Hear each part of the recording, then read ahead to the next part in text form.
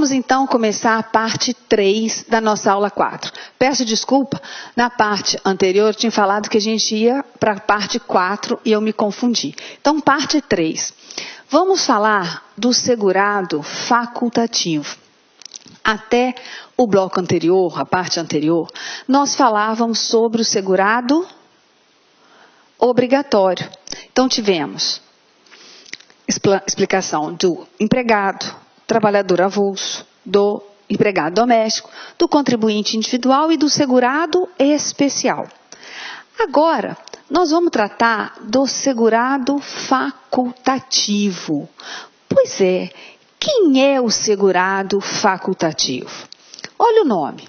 O nome dele já diz. Ele tem a faculdade de se filiar à Previdência Social. Ele tem a faculdade de se filiar à Previdência Social, por quê? Porque ele não está amparado obrigatoriamente em um regime próprio de Previdência Social e nem se enquadra como segurado obrigatório do regime geral. Mas por vontade própria, por ato volitivo, a CESP gosta muito desse termo, por ato volitivo, ele quer ingressar, quer ser filiado à Previdência Social. Mas para que ele seja filiado, que lhe seja permitida a filiação ao regime geral de Previdência Social, é necessário que ele tenha 16 anos ou mais. Veja, a pessoa tem que ter mais de 16 anos. Então, a partir de 16 anos, ele poderá se inscrever como segurado facultativo. Você abre a lei e vê maior de 14 anos. Fala, olha, eu não vou seguir mais essa professora não, ela é maluca. Acabou de falar para mim que é a partir dos 16 anos e eu estou lendo na lei que é a partir dos 14. Poxa, né? Olha, é a partir dos 16 anos sim. Se você quiser conferir, vá lá no decreto 3.048 e veja, a partir dos 16 anos. Por quê? A lei, esse dispositivo da lei que fala partido maior de 14 anos, ele está tacitamente revogado. Por quê? A Constituição Federal, após a emenda 20 de 98, ela proíbe o exercício do trabalho para menores de 16 anos, salvo na condição de aprendiz a partir dos 14. Se a Previdência Social, ela foi criada para amparar o trabalhador, e esse só pode exercer a partir dos 16 anos, salvo o menor aprendiz a partir dos 14, não há por que a Previdência permitir que outra pessoa que não tenha filiação obrigatória se inscreva a partir dos 14 anos. Então, o entendimento é que o segurado facultativo, ele poderá filiar-se ao regime geral de Previdência Social a partir dos 16 anos. Está no decreto, no regulamento da Previdência Social, no decreto 3.048 de 99 e na instrução normativa 77. Então, nas instruções, até mesmo as anteriores, já vinha maior de 16 anos. Mas só isso, a partir dos 16 anos, eu já posso ser segurado facultativo? Não. Essa pessoa não pode ser segurado obrigatório do regime geral ou de qualquer regime próprio de previdência social. Por quê? Porque se ele for obrigatório de um regime, ele já está amparado, né, pela Previdência Pública. E o próprio artigo 201, parágrafo 5º da Constituição Federal veda a filiação de segurado facultativo quando ele pertencer a regime próprio de Previdência Social. Quando ele for amparado por regime próprio de Previdência Social, ele não pode se filiar no regime geral como segurado facultativo. Então, ele não pode ser. Além disso, para que o seu vínculo se concretize, a sua filiação se concretize dentro do regime geral, é necessário que ele faça o quê? Que ele se inscreva e efetue o pagamento da primeira contribuição sem atraso. Eu só posso considerá-lo como segurado facultativo após a sua inscrição e o pagamento da primeira contribuição sem atraso. É ali. Por que a lei exige dessa maneira?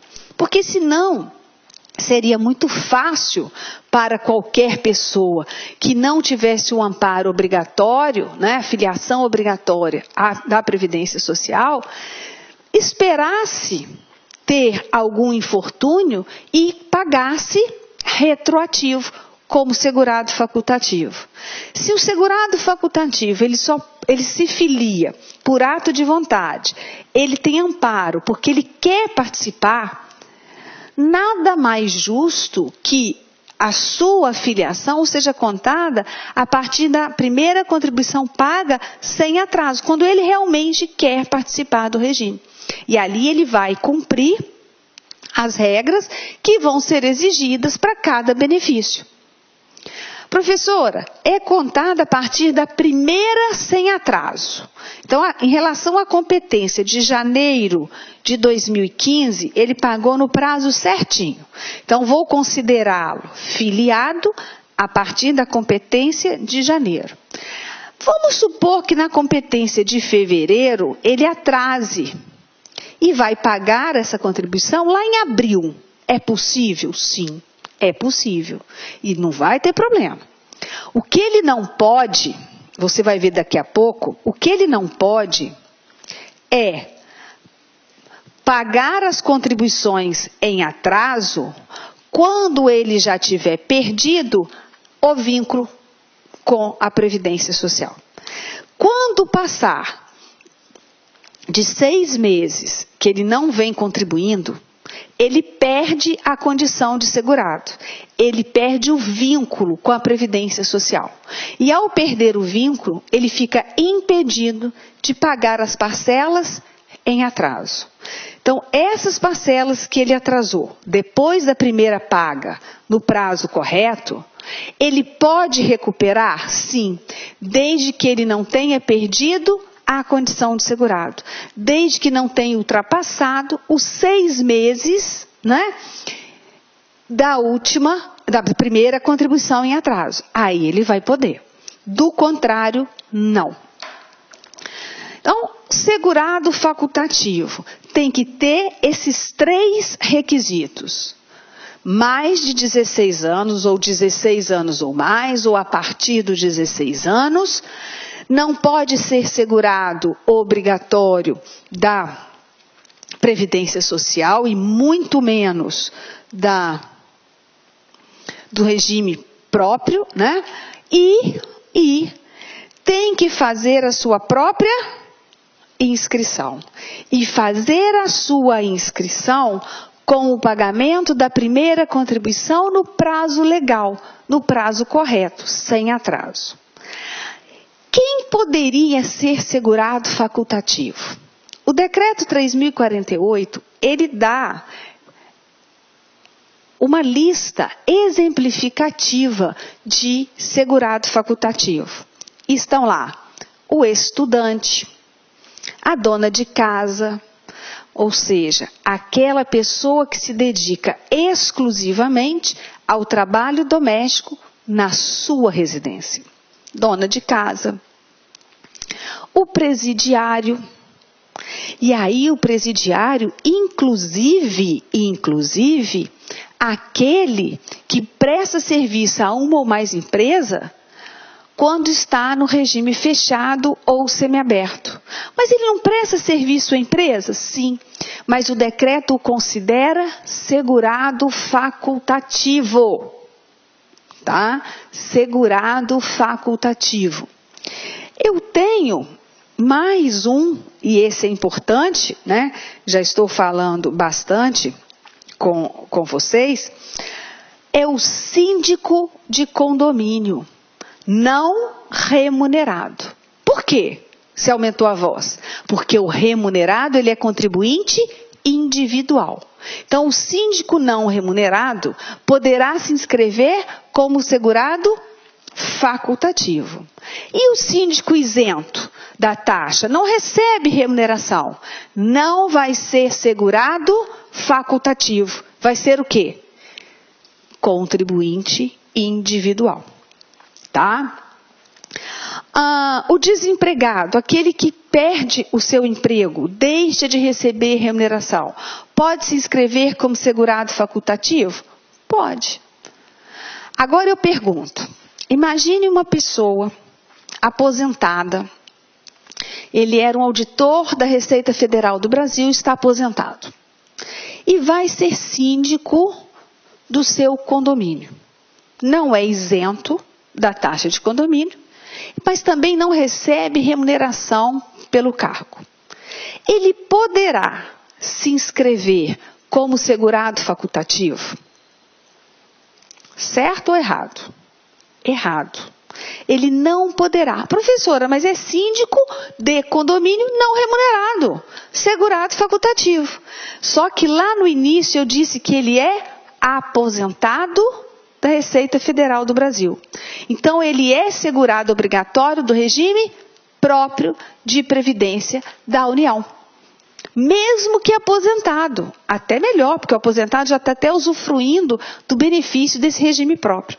Então, cuidado, muitas vezes vem, né, nesse sentido. Fulano aposentou-se e veio a ser segurado, veio a ser síndico do seu condomínio. Mas por ter tempo disponível, não vai receber qualquer remuneração, nem está isento da taxa de condomínio. Poderá ele filiar-se na Previdência Social como segurado facultativo? Falso. Por quê? Todos esses exemplos que a gente coloca, síndico não remunerado, estudante, dona de casa, desempregado, qualquer um, antes tem que se encaixar nessas três condições, né? Nessas três condições. Vamos supor que um estudante de 20 anos esteja trabalhando no shopping. Pode ser segurado facultativo? Lógico que não, porque ele é empregado, segurado obrigatório. Agora, ele é só estudante, está lá em casa, os pais têm condições de deixá-lo só estudando, né? Está cursando aí uma faculdade aos 20 anos, ele pode se filiar como segurado facultativo? Nesse caso, sim, né? Ele não exerce nenhuma atividade que o enquadre ou como segurado obrigatório do regime geral ou como segurado obrigatório de um regime próprio. Tá? Então, cuidado aí na análise que nós temos que fazer. Agora, fechando todos os enquadramentos de segurado, obrigatório e facultativo, eu trago para você algumas regras que estão dispostas na lei e que são importantes, né, na hora da sua prova. Olha, todo aquele que exercer concomitantemente mais de uma atividade remunerada, sujeita ao regime geral de previdência social, é obrigatoriamente filiado em relação a cada uma delas. Primeiro eu tenho que saber, né, o que significa concomitante. Então, eu estou exercendo de forma concomitante mais de uma atividade remunerada abrangida pelo regime geral. Eu estou exercendo ao mesmo tempo, no mesmo período, né, mais de uma atividade. E aí eu serei filiado obrigatório em relação a cada uma dessa atividade. A Joana, ela é empregada, professora, de 2 instituições privadas de ensino. Ela dá aula a parte da manhã e na parte da noite para uma outra instituição. Ela exerce de forma concomitante. Então, ela vai se filiar obrigatoriamente em relação às duas atividades. Isso significa também que ela deverá contribuir obrigatoriamente em relação às duas atividades. Aí quem já está estudando há mais tempo me pergunta, mesmo se superar o teto máximo estabelecido para o seu salário de contribuição? Não, até o teto máximo estabelecido pelos Ministérios da Previdência Social e Fazenda. Então, se ela superar o teto, acima desse valor, ela não terá contribuição. Mas filiação em relação a cada uma dessas atividades. Aí outra pergunta, se ela exerce mais de uma atividade no regime geral de previdência social, ela terá duas aposentadorias no regime geral? Uma para cada atividade exercida? Não, ela terá apenas uma aposentadoria. Mas vai levar em conta para o cálculo desse benefício os salários de contribuição de todas as atividades. E se ela ficar incapacitada para o trabalho nessas duas atividades, ela vai ter 2 auxílios doença? Também não. Vai ter só um benefício, considerando o salário de contribuição das atividades. Ela terá direito a salário maternidade em relação a cada atividade? Nesse caso, sim. Nesse caso, sim. Vamos lá. Caso o servidor civil ou militar venham a exercer concomitantemente uma ou mais atividades abrangidas pelo regime geral de previdência social, tornar-se-ão os segurados obrigatórios em relação a essas atividades.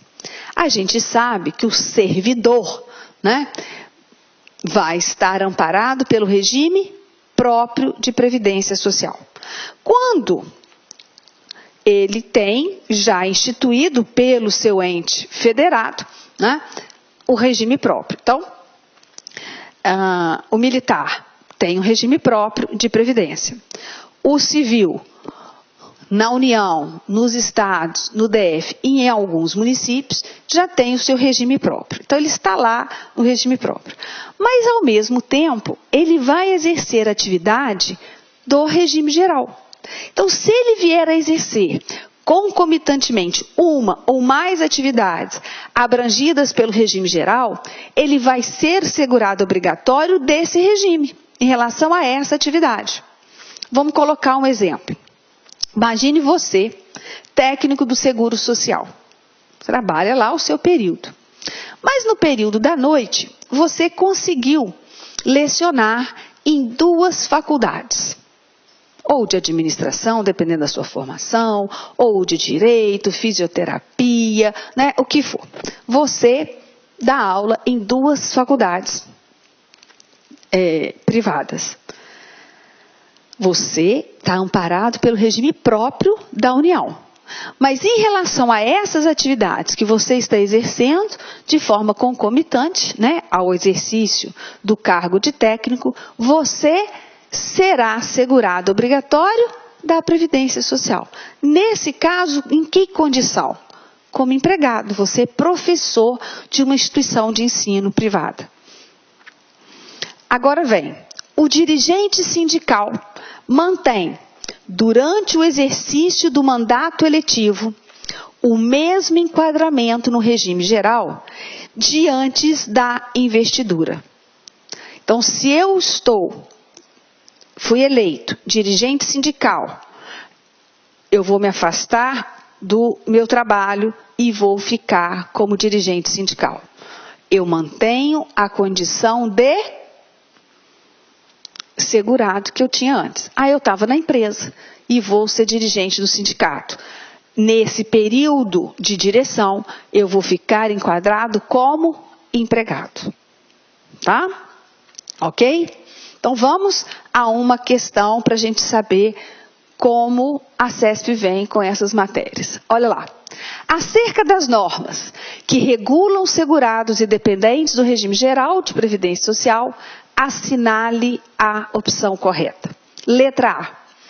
O defensor público estadual que assumir cargo de ministro de Estado será considerado, durante o período em que exercer o cargo em comissão, segurado obrigatório do regime geral, ficando temporariamente excluído do regime próprio de origem. Então, essa questão, ela vai te dar um geral de tudo que você estudou, né? Defensor público estadual é servidor público, ocupante de cargo público efetivo. Poxa, eu sei que o Estado, todos os estados, têm regime próprio. Então, esse servidor público, ele está amparado por regime próprio de previdência social. Aí ele vai exercer o cargo de ministro de Estado. Vai ser ministro. Esse cargo é um cargo em comissão. É um cargo de livre exoneração e nomeação. Ele vai exercer o cargo de ministro de Estado.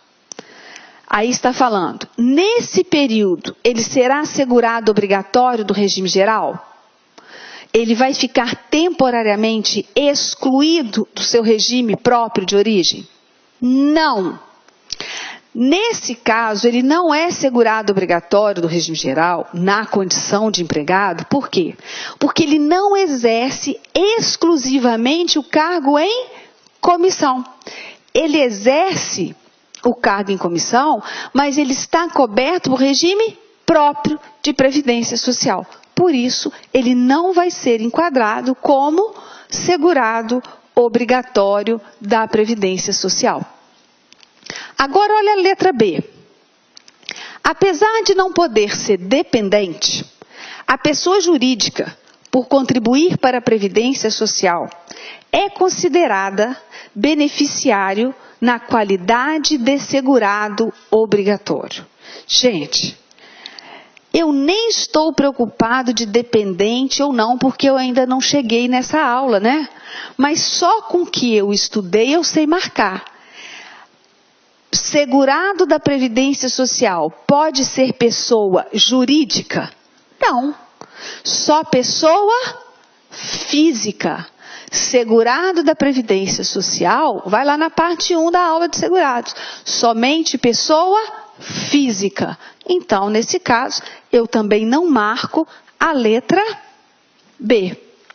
Vamos para a alternativa C.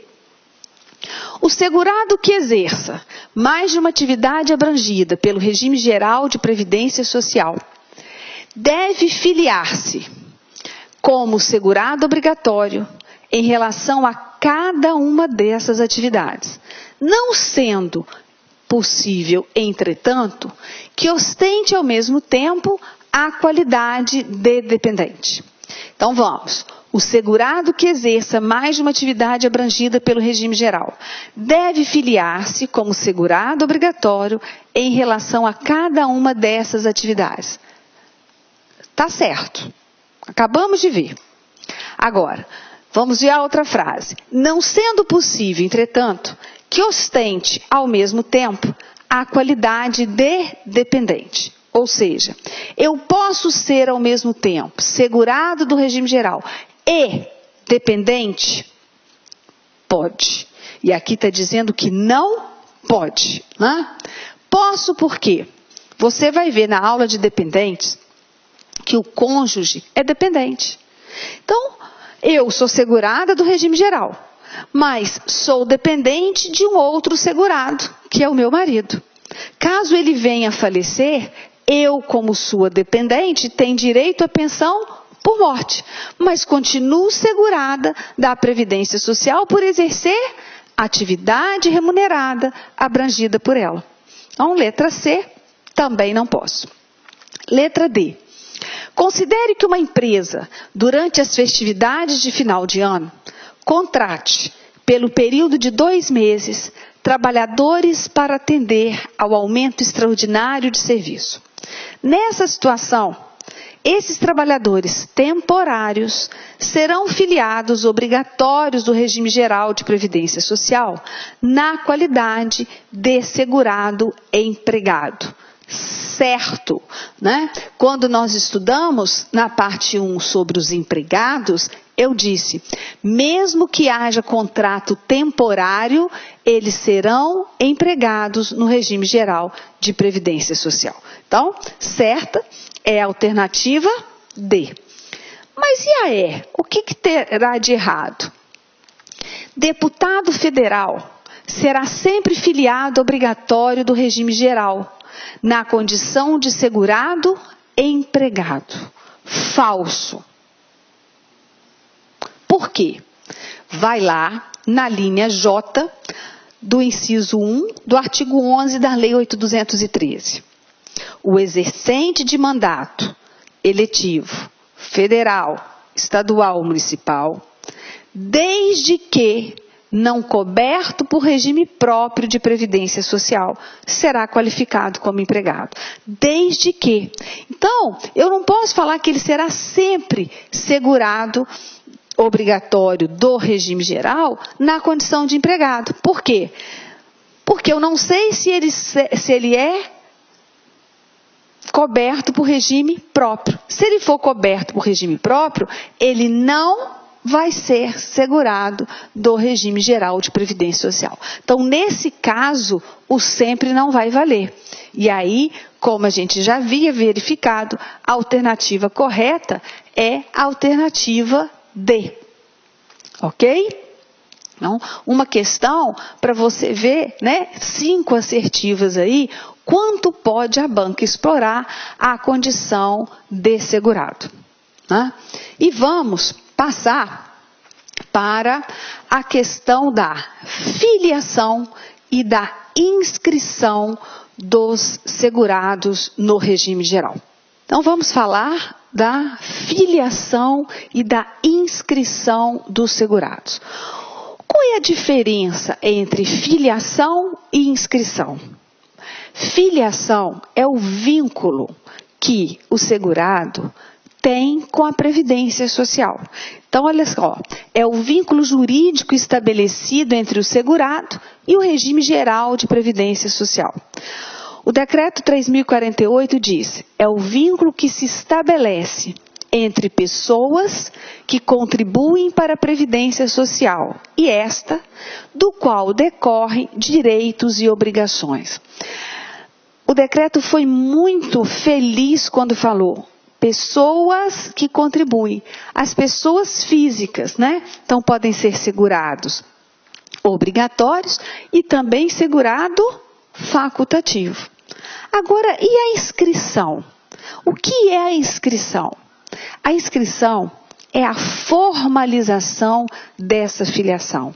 É o cadastramento dos segurados, né? É o cadastramento, é a informação à Previdência Social de que ele existe, dando o quê? Os atos, os dados pessoais, todas as informações que a Previdência necessita. Olha, a inscrição é o cadastramento do segurado perante o regime previdenciário. É o ato pelo qual o segurado é cadastrado no regime geral de previdência por meio de comprovação dos dados pessoais e outros documentos necessários e úteis à sua caracterização. Então, nós vamos estudar agora como que se dá a filiação dos segurados e como se faz a sua inscrição. Olha, a filiação do segurado obrigatório, guardem, está incitamente ligada ao exercício da atividade remunerada. Então, a partir do momento que eu exerço uma atividade remunerada, abrangida pelo regime geral de previdência social, eu sou considerado filiado obrigatório. A filiação do segurado facultativo se dá a partir da inscrição, do cadastramento e o pagamento da primeira contribuição sem atraso. Esse caso é do segurado facultativo. A filiação se dá com a inscrição e o pagamento da primeira contribuição sem atraso. Agora, como se faz a inscrição desses segurados, obrigatório e facultativo? Como que essa inscrição ocorre? Então vamos lá. No caso do empregado, a sua inscrição é feita diretamente pelo empregador, pela empresa, com a inscrição no fundo de garantia por tempo de serviço. Então, a inscrição desse trabalhador empregado, ela é automática com a inscrição do fundo de garantia. No caso do trabalhador avulso, a inscrição se dá pelo preenchimento dos documentos que o habilitem ao exercício da atividade e pelo cadastramento e registro no sindicato ou no órgão gestor de mão de obra. Ora, sindicato quando se tratar de trabalhador avulso, não portuário. Órgão gestor de mão de obra quando se tratar de trabalhador avulso, portuário. Sim. Então, a partir do momento que ele é registrado, né, ele é cadastrado por esse sindicato ou órgão gestor, e vai acontecer quase que simultaneamente com a sua inscrição no fundo de garantia. Por quê? Porque quando ele vai exercer atividade, ele vai ser cadastrado no fundo de garantia. Lembra que eu falei que o trabalhador avulso, embora não tenha vínculo empregatício, ele tem direito ao depósito do fundo de garantia? Sim. Então, nesse caso, vai acontecer. Empregado e trabalhador avulso não têm a obrigação de se cadastrar. Quem vai cadastrá-los? Quem vai inscrevê-los? O empregador e, no caso do trabalhador avulso, o sindicato ou o órgão gestor de mão de obra.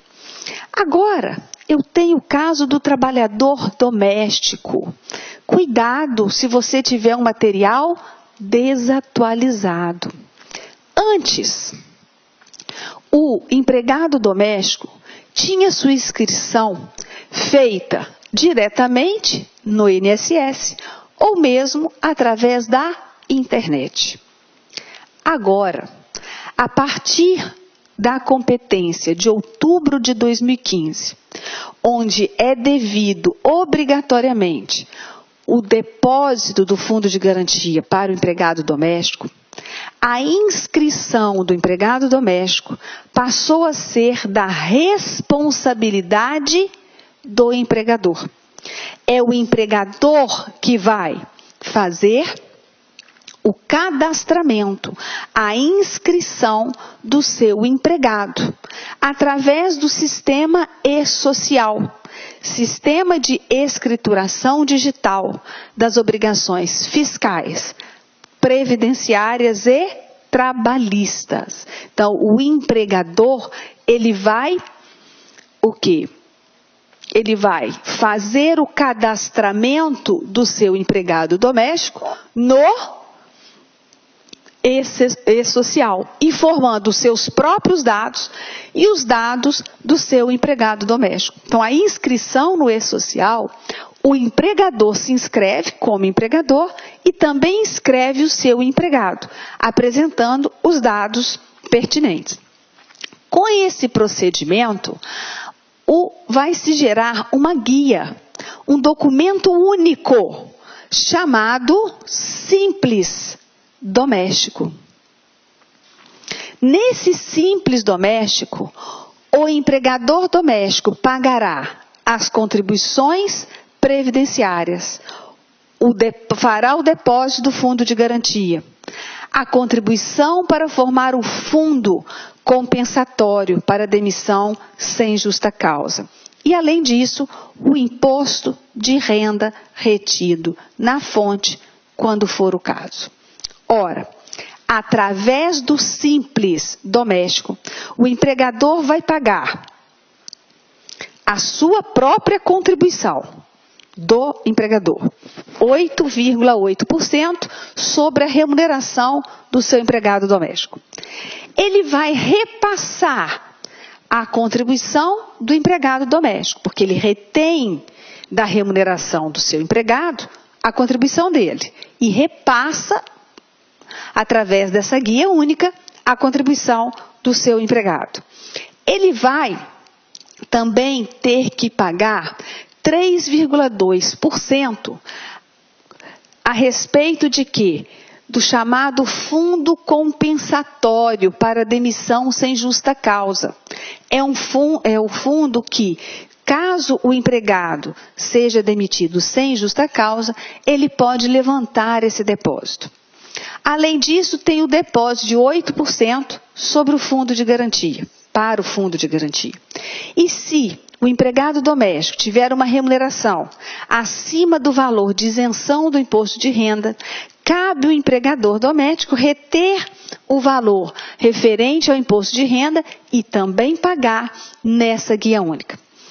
Fiquem tranquilos que o próprio sistema já, quando você preenche o valor da remuneração do empregado doméstico, ele já alimenta com todos esses valores, com todas essas obrigações, né, previdenciárias, fiscais e trabalhistas do empregador doméstico.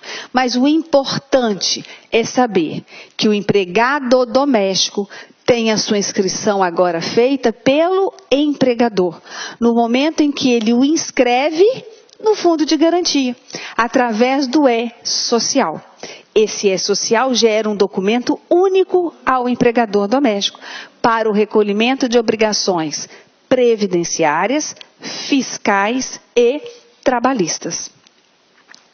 Vamos ao outro segurado, o contribuinte individual. O contribuinte individual, ele tem duas possibilidades de ser inscrito. Ou ele se inscreve, ele mesmo, exercendo atividade por conta própria, se inscreve perante a Previdência Social, utilizando a internet. Ou, se ele não estiver cadastrado, inscrito no regime geral, mas for prestar serviço à empresa, ela sim tem a obrigação de cadastrá-lo, de inscrevê-lo perante o regime geral de Previdência Social. Agora, as cooperativas de produção e as cooperativas de trabalho também têm o dever de inscrever os contribuintes individuais que lhe prestam serviço, né? Por quê? Porque os cooperados de cooperativa de produção e também os cooperados de cooperativa de trabalho deverão ser inscritos pelas respectivas cooperativas. Quando eu disse que o segurado contribuinte individual que for prestar serviço à empresa e não for inscrito ainda no regime geral de Previdência Social, deverá a empresa tomadora daquele serviço inscrevê-lo. Sim. Existem 4 pessoas que são equiparadas à empresa que não têm essa obrigação. Quais são? Anotem. Missão diplomática, repartição consular de carreira estrangeira, organismos internacionais e o contribuinte individual em relação ao outro que lhe presta serviço. Então, esses 4 não precisam inscrever, não têm a obrigação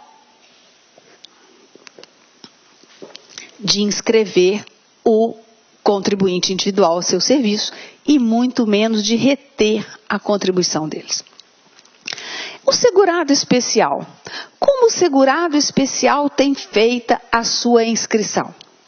Pela apresentação de documentos que comprovem o exercício da atividade agropecuária, pesqueira artesanal ou extrativista vegetal.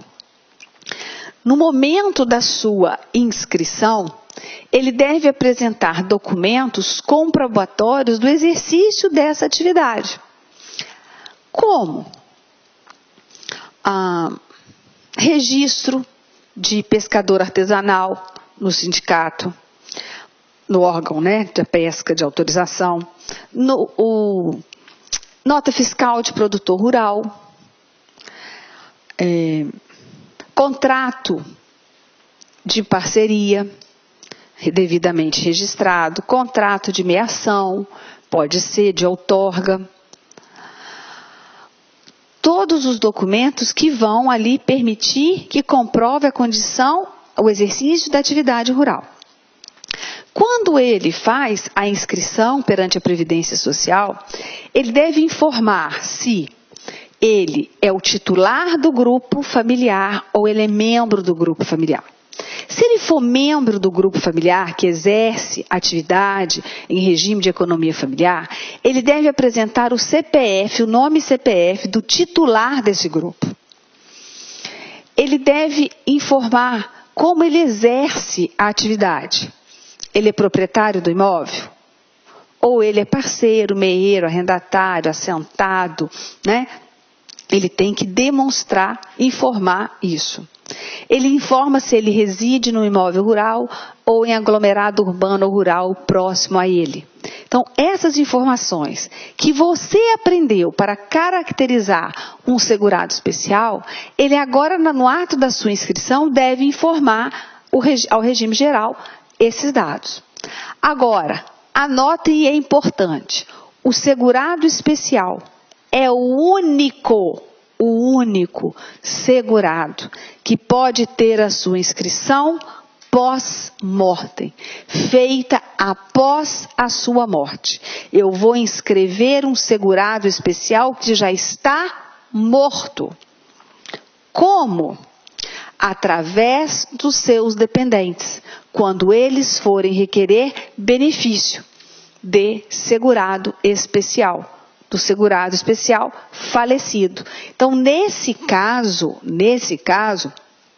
ele deve demonstrar os pressupostos fáticos de que aquela pessoa falecida era segurada especial.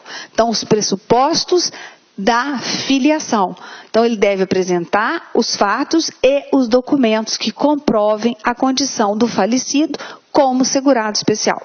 Então, volto a falar, segurado especial é o único segurado da Previdência que pode ter a sua inscrição feita após a morte. Inscrição pós-mortem.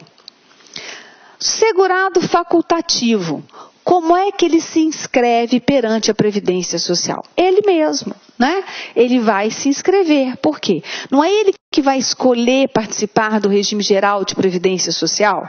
Então, ele vai escolher a forma, ele vai escolher participar, então ele vai lá perante a Previdência, através da internet ou mesmo no INSS, fazer a sua inscrição, apresentando ali toda a sua documentação, né? E mais uma declaração expressa que não exerce atividade, que o enquadre na categoria de segurado obrigatório. Obrigatório do regime geral e também obrigatório do regime próprio de Previdência Social. Porque isso que veda a sua filiação como segurado facultativo. Vamos aí a uma questão. Quanto à filiação do segurado obrigatório à Previdência Social, vigora o princípio da automaticidade, segundo o qual a filiação desse segurado decorre automaticamente do exercício de atividade remunerada, independentemente de algum ato seu perante a Previdência Social. Certo ou errado? Aqui está dizendo que a filiação do segurado especial ocorre automaticamente com o exercício da atividade remunerada. É o que eu estou sempre falando, né? Então, está correto. Agora vamos ver a outra frase. A inscrição, ato material de registro nos cadastros da Previdência Social. A inscrição de quem? A inscrição do segurado obrigatório. Pode ser concomitante ou posterior à filiação, mas nunca anterior. Certo ou errado? Ora, está dizendo que a inscrição vai ocorrer junto com a filiação. Ou vai ser a inscrição depois do exercício da atividade remunerada. mas nunca vai poder ser anterior à filiação. Certo ou errado? Certo.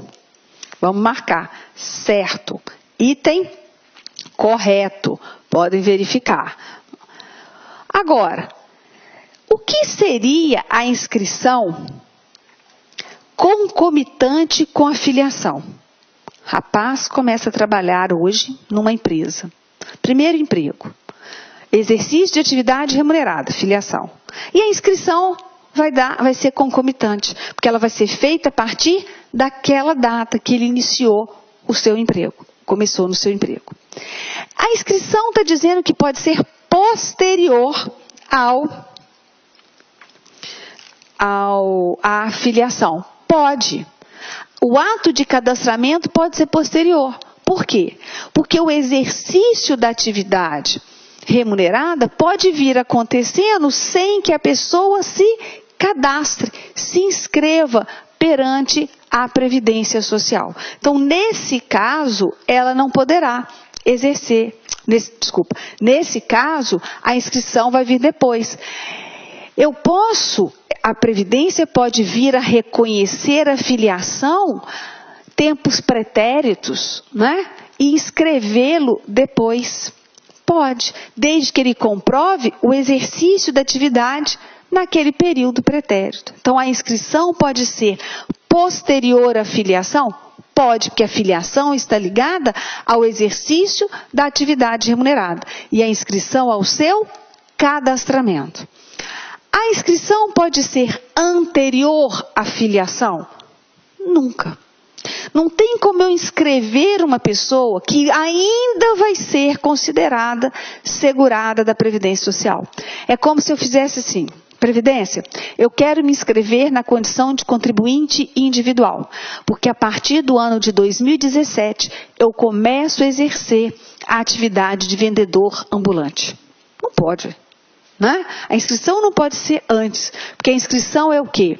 É a formalização da filiação, é o cadastramento desse segurado. Então, essa assertiva aqui está muito boa para vocês guardarem, e é o estilo do CESP. Item correto, certo?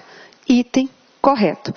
Ora, agora nós vamos tratar de um outro tema, também de extrema importância para análise dos segurados e, no futuro, para análise da concessão dos benefícios. Nós vamos falar do que a gente chama de período de graça. O que é um período de graça? Período de graça é o período em que o segurado se mantém vinculado à Previdência Social, independentemente de contribuição, não estando contribuindo. Esse termo, período de graça, você não encontra na lei previdenciária, não encontra no regulamento da Previdência Social. Você vai encontrar esse termo na doutrina, nos manuais de direito previdenciário e até mesmo nas instruções normativas do INSS. Então, período de graça é o período em que o segurado, mesmo sem estar contribuindo para o regime geral de previdência social, permaneça na qualidade de segurado por certo tempo, por certo período. Ele permanece vinculado à previdência social, ao regime geral, preservando, conservando os seus direitos.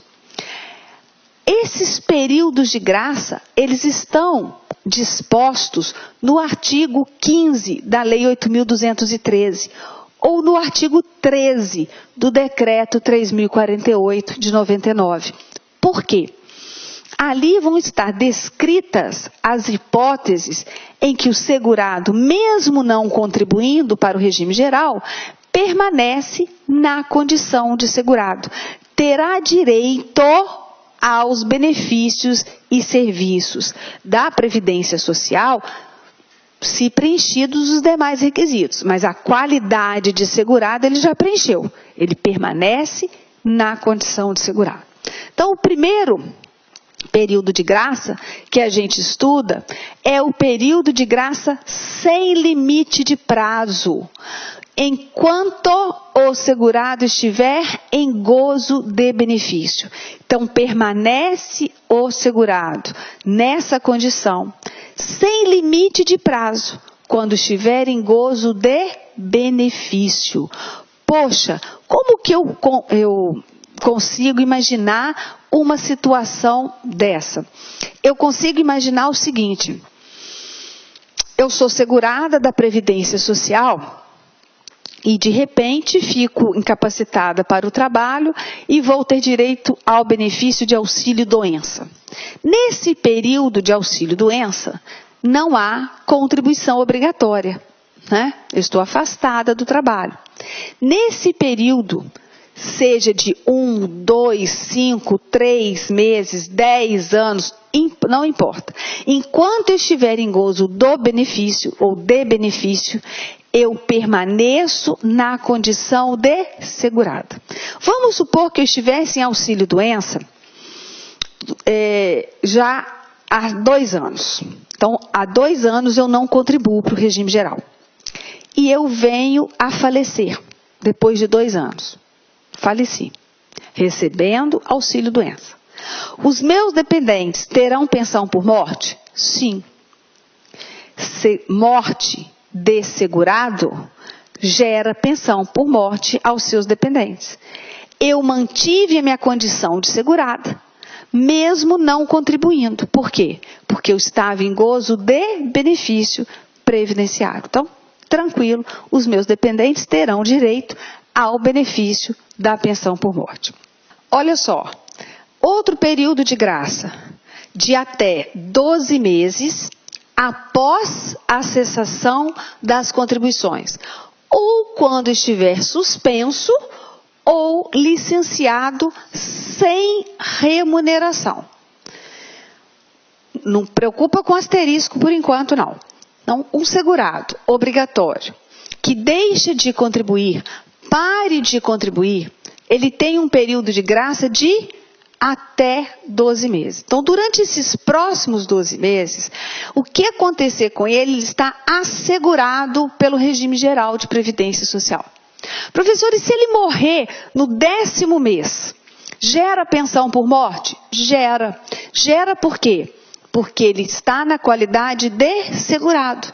Vai lá no artigo 74 e veja. A pensão por morte será devida ao dependente do segurado falecido. Não é segurado? Faleceu, gera pensão por morte aos seus dependentes.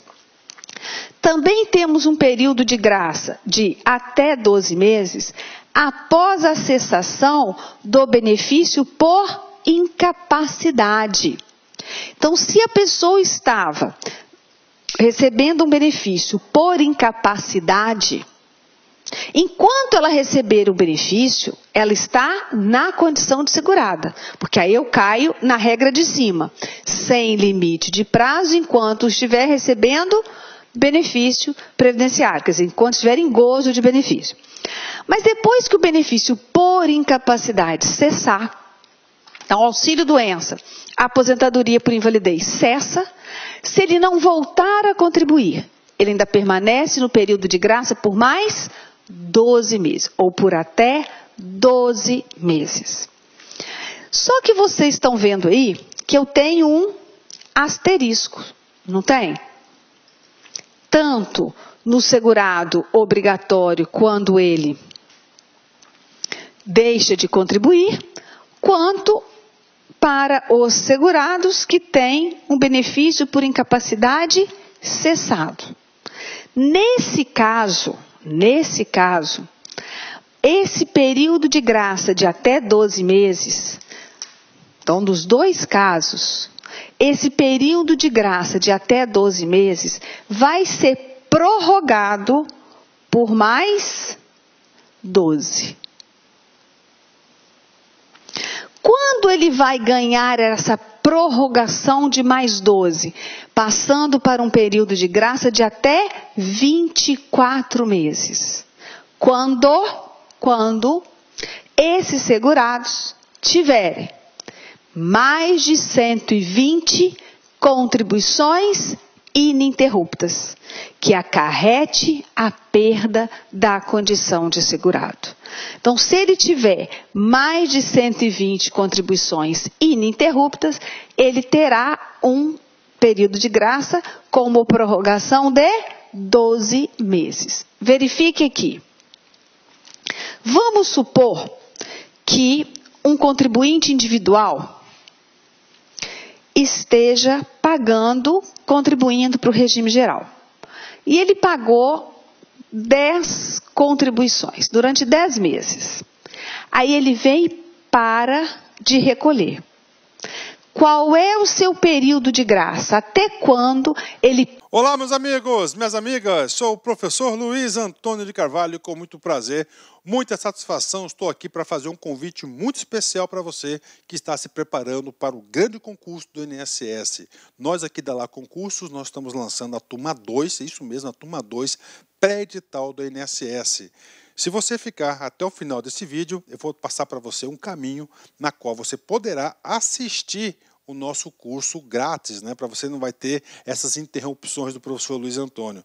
Então fique até o fim que eu vou passar o caminho na qual você pode estar assistindo a aulas grátis aqui na Lá Concurso, né? Então vem comigo, nós aqui da Lá Concurso, nós montamos um super curso pré-edital. Você pode ter certeza que este curso aqui para o INSS é o melhor custo-benefício da internet, um curso completaço, um curso de 6 meses.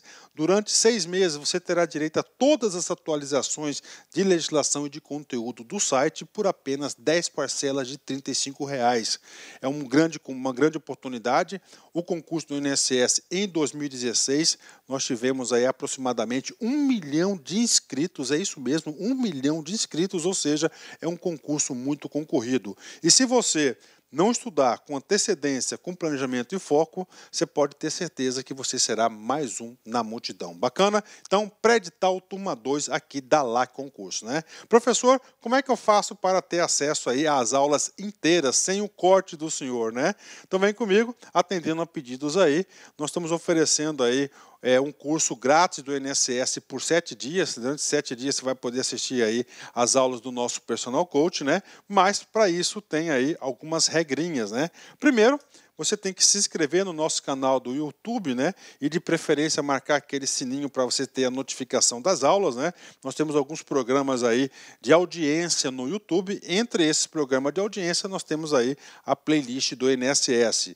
Tem que curtir o vídeo do professor, né? Tem que curtir o vídeo do professor, tem que clicar no link na descrição, que nesse link na descrição vai direcionar para o site da Lá Concurso. Lá você vai ter que fazer um cadastro e você vai ter que inserir este código aqui. Esse código aqui tem tempo limitado, tá certo? Tem tempo limitado, que é INSS YouTube 05. Com isso, você vai ter direito aí a ter o curso grátis, sem interrupções das aulas, dos nossos professores da Lá Concurso. Bacana? Então, espero vocês. Um forte abraço. Tchau, tchau. Clique lá.